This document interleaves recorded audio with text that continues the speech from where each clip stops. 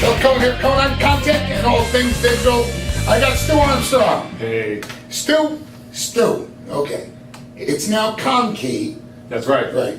And I used to say Stuart Armstrong, president of Enki. But now it's Stuart Armstrong. A managing director. Managing director, like a British thing now. That's right. I was watching the TV. They're coming. Another British invasion? Yeah, I'm sorry. No, I still got my Beatles album. Yeah. All right. Stu, what was it before it was Enki?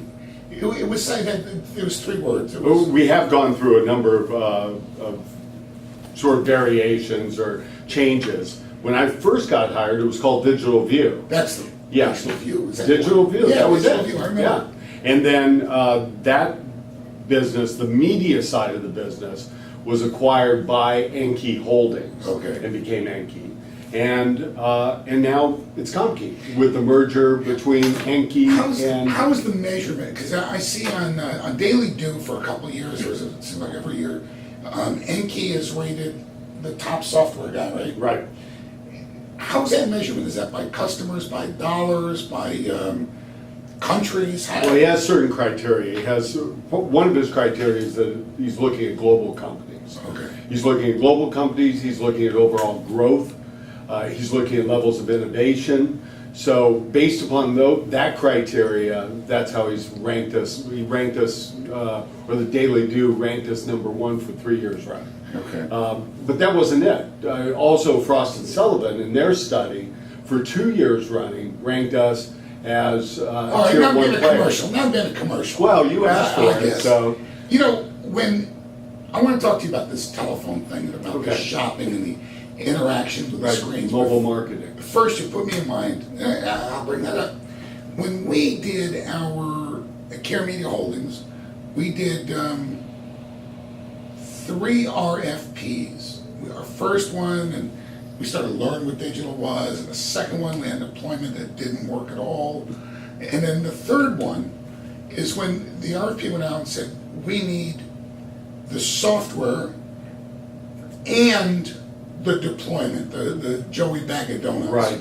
Hanging the screen on the wall.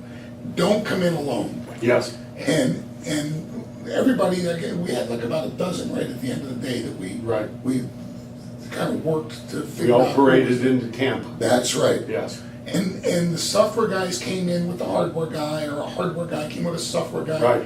But what I've noticed, is there seems to be a convergence where the hardware guys are saying, hey, we do software too, Mm-hmm. and they've got something built into their system, or the software guys are saying, hey, we do hardware and hang them up on the walls too, and they make good deals with the hardware companies. Right.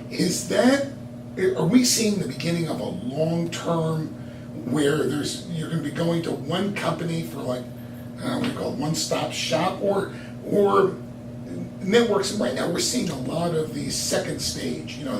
They've gotten deployed, they've survived, they're starting to do better, they're starting to make money. Now they're going out for further deployment. Are they still looking for the hardware guy over here and the software guy over here, or is that becoming a one? No, I think they're looking for one level of accountability, one company that's accountable for an end-to-end solution. And the common term for that is integrator. So they're looking for someone to really integrate that solution. If you recall, those 6 companies that came in to pitch, to present, to win to be awarded your business, 13 originally. You did ask that each of us come in with a install company, an install partner, and we did it, if you recall. And because at that point, our pitch was, and it was a bold move, and it was risky, we were concerned about it, but we said, we want to be that one point of accountability. The buck stops with us, and we're going to manage. And how in the world did we choose you guys? I know. Well, because we were maybe looking at what the future is in this industry, which is one point of accountability where your supplier is managing all of those moving parts. Again, I go up there when I speak to startups, to guys that are looking to just get into the business. I tell them, don't look to your software guys to be your hardware guy, or don't look to your hardware guy to be your software guy. Because if I'm in the software business, my job is to try to sell my software. And if I'm in the hardware business, my job is to try to sell my hardware. But that integration issue makes sense. You got this merger. All right, with, I forget Ronnie's, what was the company? Minicom Digital Signage. Minicom. Hey, I wouldn't have a company that started with Mini. Tell Ron I said so, all right? I think he'll hear it. What is But this? they did pretty well. Oh, yeah. Even in spite of the Yeah, name. well, look, that movie, Enki did well in spite of the name. that had the Mini Me did well too, right? So I guess Mini's not all bad. Hey, when I was in Vietnam, we thought Mini guns were great. Yep. The merger gives you guys not just more presence, more money, more customer base, but what does it give us as a customer of Mini or Enki and now ComQi? Well, what's interesting and why both companies were so attracted to each other in this merger. I thought it was your hairdo. Well, that might have been it. They didn't mention it to me. But you may be right now that I think about it.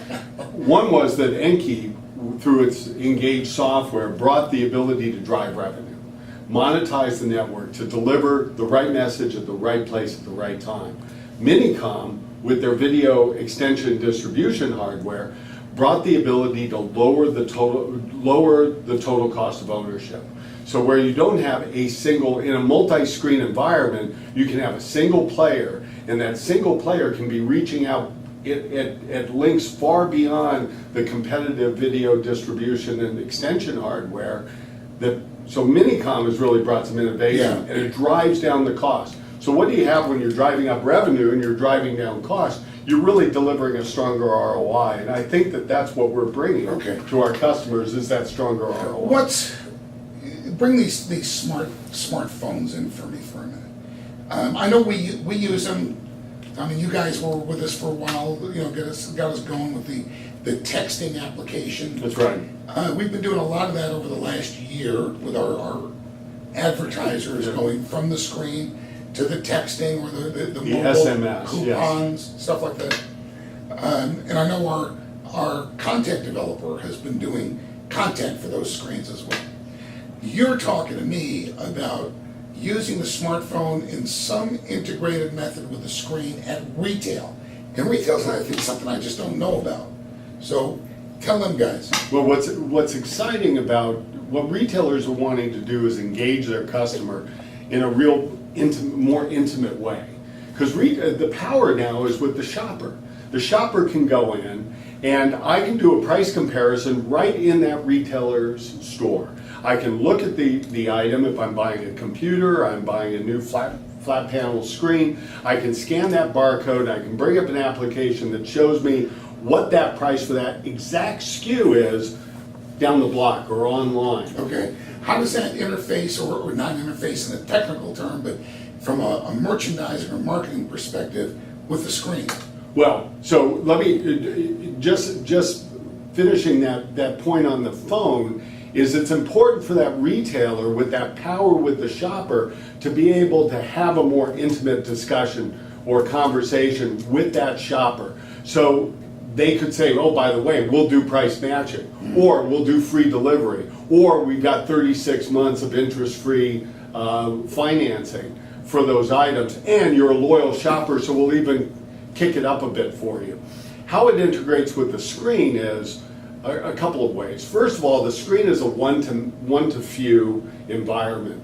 And so the retailer can put up their promotions up on the screen and be able to do that in a smart way based upon the demographics and the shopping behavior of those shoppers at that particular store. The more information I can get about those shoppers at any given point, the more intelligent my messaging can be. So if I've got shoppers that are using an app, a smart app, and that information is coming back to the cloud, it can then trigger content that resonates with those shoppers even more so than just guessing what they may be interested in. It all sounds very interesting. I'd like to see those those applications in use, and I think I will. I'm gonna be in New York, well, next week is, you know what, when I come to New York for CETW, Right, um, in November. yeah, let's go out and take a look around. I wanna see if I can use that, if I can apply that in what we're doing. And right away, I was thinking, you know, I'm gonna ask Bob Stowe over there at Wendy's. Right. If they're using that small screen, because I can see an application for me, you know, my age of doctors, if you gotta do this, you gotta do that. If I went into one of those places, if there was a way I could see all of the, what we call nutritional aspects. Right, and you've got the dwell time in those doctors' offices, and you have people that are very interested in the health issues for whatever physician type they're Right. in. Anybody that's doing that and it's working, send me some emails. That would be I'd like great. to see what that is and what's going on with it. And Stu, as always, thanks for stopping by. Thank you, Phil. We did it like it's real TV, you know? I know. Thanks for coming by, and don't forget to buy Stu's book. Or software. I see, hey, no commercials. I'll see you next time, bye. Thank you.